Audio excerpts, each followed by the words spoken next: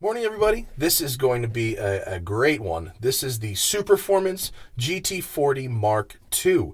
This car is built under license. It's a continuation car, and what makes it extra cool is that it's built almost identically to the original cars, and you get a GT40 number in the registry and all that good stuff. It is a steel monocoque with fiberglass clamshell and doors, just how the originals were built. And this one has a 351 Roush small block punched out to a 427, making about 550 horsepower. And with only 2,200 pounds to push around, this should be good fun.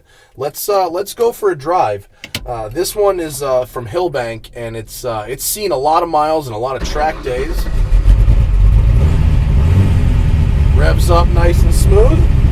The gearbox is a ZF 5-speed with a dogleg first gear.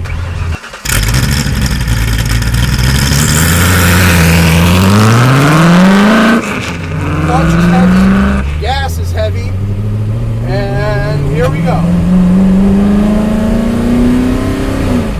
When you talk about a unique driving experience, doesn't get a whole lot more unique than this. If you want a real one of these things, you're talking millions and millions of dollars, multiple millions. This car's about 170 grand out the door. You can get it in left-hand drive, right-hand drive, center shift, or right side shift, just like the original cars.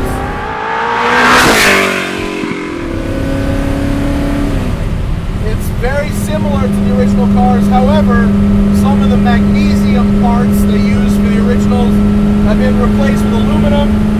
This also has Wilwood brakes, which, believe me, you want. The tires are a vintage look tire, but they are a modern rubber compound.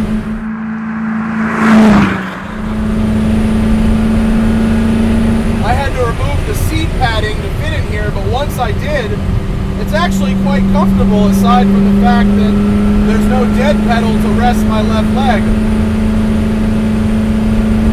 This car actually also has air conditioning, which is very, very welcome, and it works. It's going right now.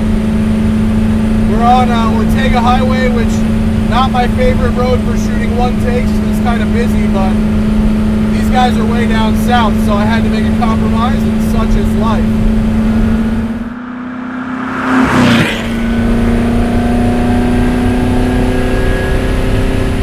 This is an incredibly raw, visceral experience. You know, it's unlike anything else on the road. And even though the capabilities of this car are very high, they take it to a lot of track days, you know, it doesn't make me want to go out and cane it, but I want to go for a nice cruise or a road trip in it, canyon speeds. Accelerator pedal is pretty heavy. You got to give it a good boot when you're rev matching. And without the pad behind me, my back is up against a metal panel, and pretty warm back there. The engine's staying cool though. Fifth gear. So because the dog leg, you know, you got to readjust your brain for that.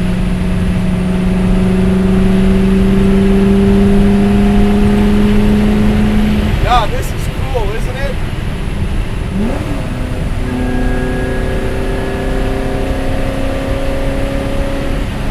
Oh, I like this a lot.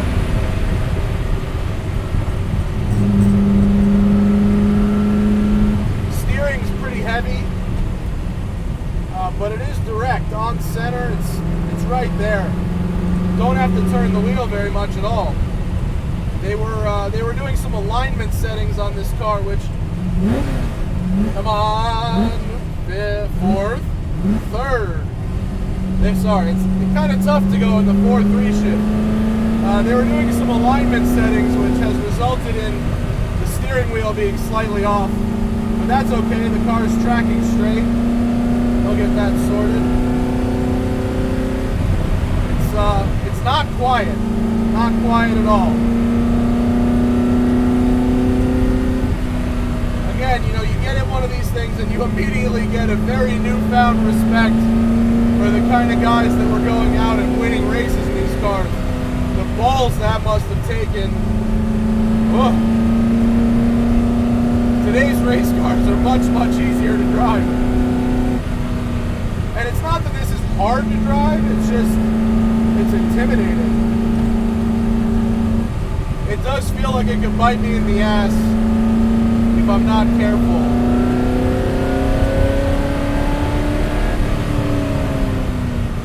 Brakes are not power assisted, but they are pretty effective, and the pedal feel is nice and linear.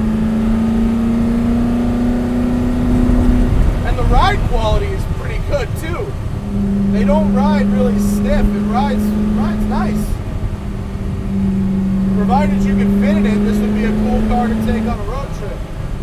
It has a very light flywheel. It revs up and down very quickly, and so you have to be quick with your shifts and your footwork to get it to rev match right. But it does have a very wide torque band.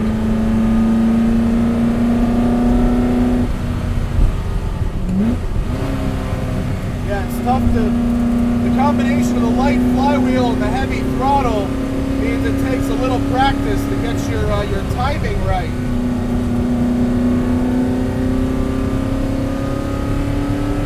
But wow, what a machine! This thing is so cool. We're gonna find a spot to flip around here. There it is. There's my timing. Some cars are it's easy to get used to the gearboxes. This one's a little tougher.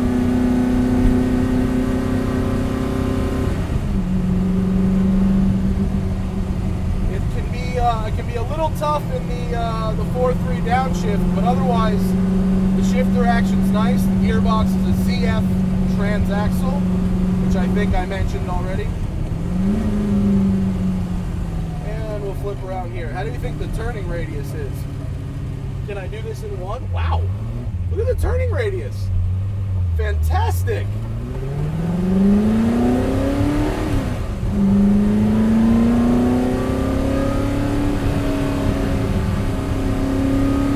Jesus, the sound!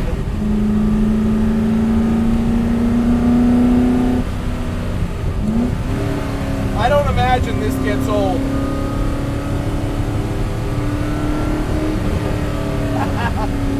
I am Dan Gurney.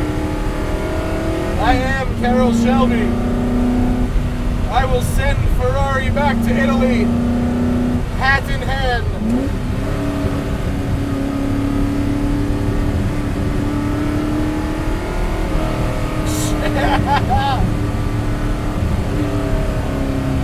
This is so fun. Now I'm getting used to it. I'm getting the hang of it. It's got a learning curve. You got to work your way up to it. You want to let me by, or are we going to have to do a pull-over move here? No, this is not GT40 pace at all. Well, while we're stuck behind this guy until I find a good pull-off, what else do we have in here? All the gauges you need, air conditioning controllers right there, right next to the steering wheel. Everything's pretty user-friendly, actually, if I'm honest. Getting in and out of it is a little annoying, but with the cutouts in the doors, provided you have room to open it, you can kind of sink down in here. I would have thought there's no way I would fit in this car, but I actually do.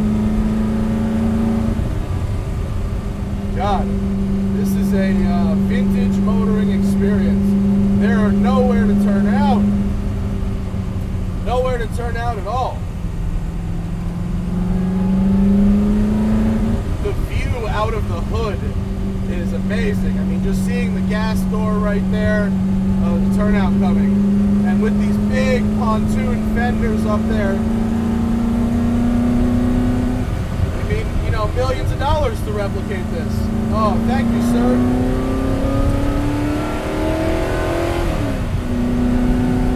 This thing must look so boss on the road.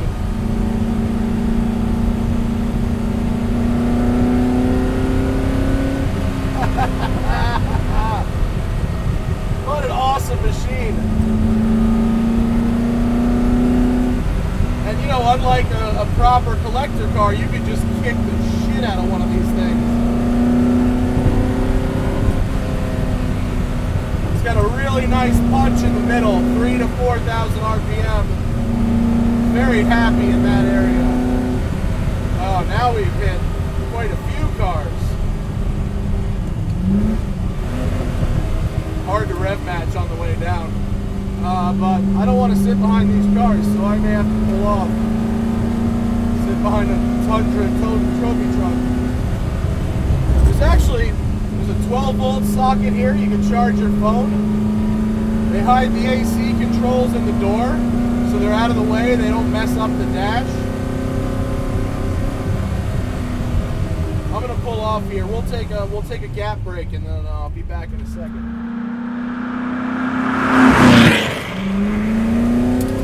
Here we go.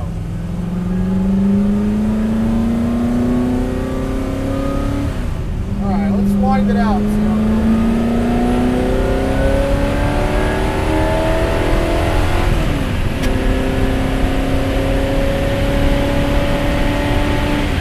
Oh yeah, that's fast.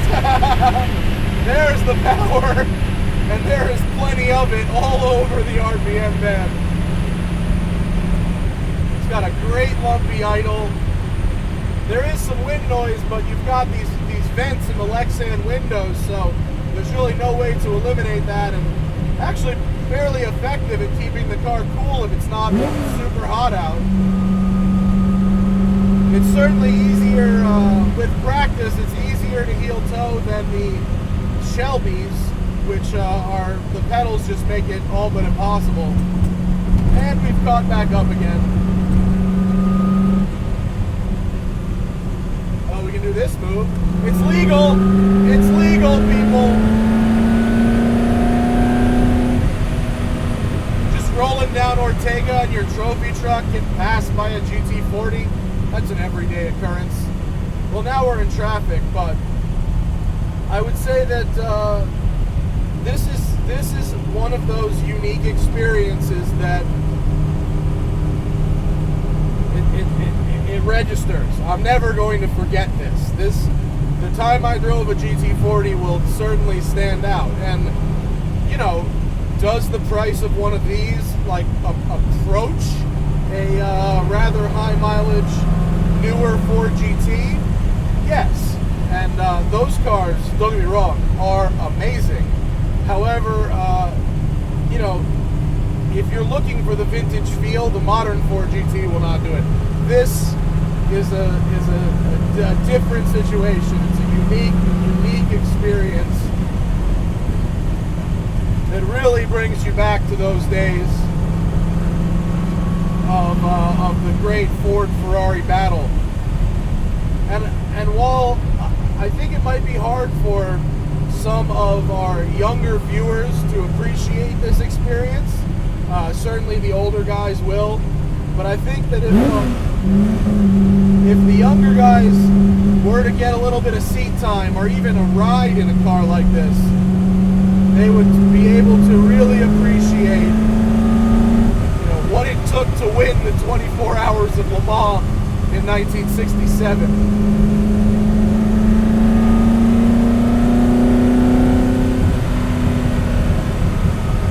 Those guys, after a 90-minute stint in this car, they must have been dying. Just because this one had air conditioning does not mean the race cars did. Well, I'm sorry for the traffic on this one. It was going to happen. Either I stop a whole bunch of times or whatever, but I wanted to get a feel for it. I wanted to share with you guys just what it's like to drive this thing, because it's an animal. And it's an unbelievable amount of fun. And, God, I can't say I want to take one home, but I want one to be available to me like once a year to have a day in. They should start a rental program for these. I may have to call and do update videos with them from time to time, because the experience of driving this is unparalleled, even compared to the Shelbys. This is it's a whole other level. But It's fantastic. It's really, really good fun. And I'd like to thank Superformance and the guys at Hillbank for allowing me to have this experience. It's truly unique. And thank you guys for watching. And I'll see you next time.